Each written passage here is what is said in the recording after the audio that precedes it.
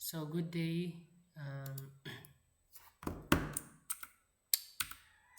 Today I'm gonna discuss a 3 to 8 decoder using the Ivory logs. So this part is kini nga module is mo convert siya into 3-bit input adto sa active bits which is 8 bits output, and then kani input bits kay 3 bits gikan sa 00 hangtod sa 111 111, and then kani output bits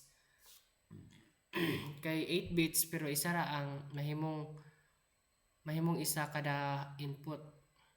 So let's proceed ani nga part. So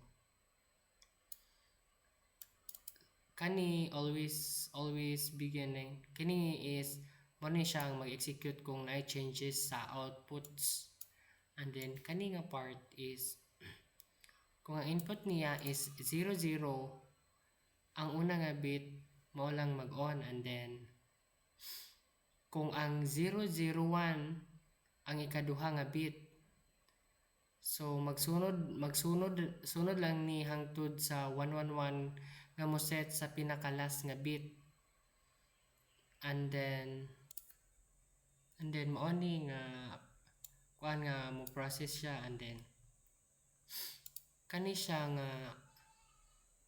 nga part is para ni siya testingan sa mga decoder. So let's proceed ani nga lines. So nag-define ni siya nga taga inputs ug outputs nga wire, and then kani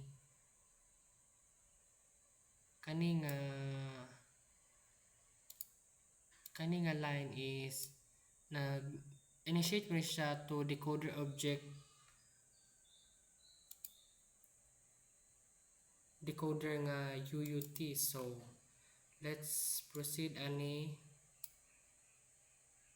So as usual kani is mo initiate ni testingan taga combination nga 3-bit input, and then kani siya is ibutang nato ang 00 and then 3 times unit, unja kani sunod 00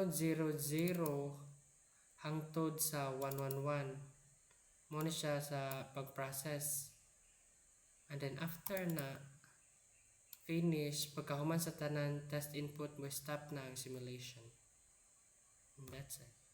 Oh, by the way, this is my GTK wave for 3x8 decoder.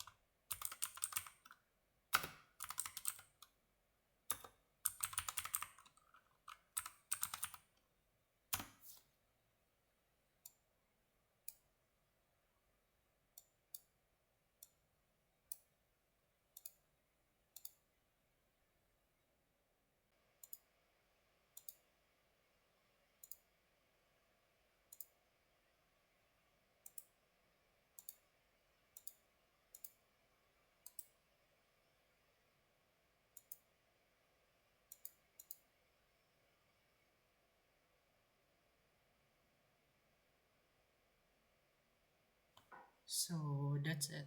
Thank you.